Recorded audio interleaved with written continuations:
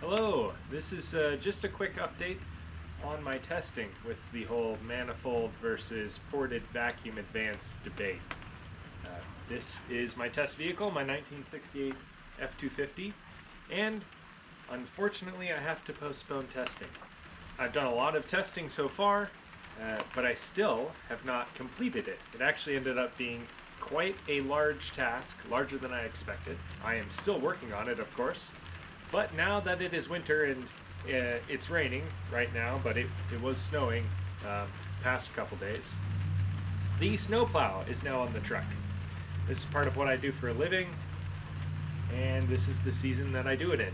So, with the plow on the truck, there's a couple problems, and the reason I can't continue testing. First one is, obviously the plow adds a lot of weight to the truck.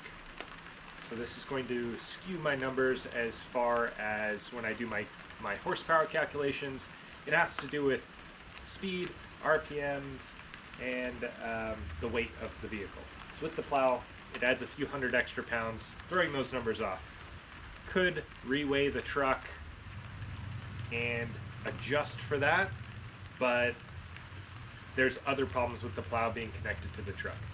The first major issue with having the plow on the truck, besides the weight, is that when it is in the up position when I'm driving down the road, it blocks a lot of air getting into the radiator. So whereas without the plow, my normal operating temperature, I found with this truck is between 180 and 190 degrees Fahrenheit. The normal operating temperature under the same conditions with the plow blocking the front of the truck goes up to between 200 and 210 degrees Fahrenheit. So with those hotter engine temperatures, my horsepower numbers are different, and it's kind of a wrench in the works, so to speak, since these hotter numbers aren't coming from the tune of the engine, it is coming from something blocking airflow into the radiator. The final thing the plow does to prevent me from testing is it's basically a giant air dam, so the aerodynamics are different on the truck.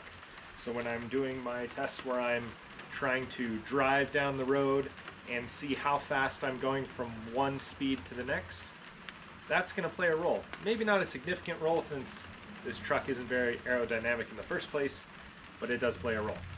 And the final thing, which isn't on the truck yet, but I need to do that here shortly, is I have different wheels and tires for the truck while I'm plowing, and they weigh different, and they have a different tread in their studded snow tires. So that causes different rolling friction on the road, throwing the numbers off once again. At this point in time, I have about half of the testing done, and I've learned a couple small things along the way, but I'm not going to spoil those yet because I want to reveal it all at the end. I don't, however, have the ultimate answer or the final conclusion on which is better, ported or manifold, quite yet. And I'm going to have to wait to continue testing until the spring when the plow comes off. I'd like to apologize for the delay on this project, but also I'd like to thank you for staying tuned, and that video will be coming in spring or summer of 2024. I've got some other videos on the way, however. Stay tuned for that. I'm going to be digging into the Flathead 6 again. I've got some tools that I've got to show y'all, and I've got a cool project that I'm working on for Dan over at New Guy's Garage, designing a carburetor attachment that he can attach with a shop vac and test the flow on his XMC project. And one last thing that I almost forgot. This really neat lab coat was sent to me by Honest Peyton Speed Shop. Chad over there, he thought that I was trying to sound smart, so I ought to try to look smart too. So thanks for watching, and remember, when you're trying to sound smart, it's also best to try and look smart.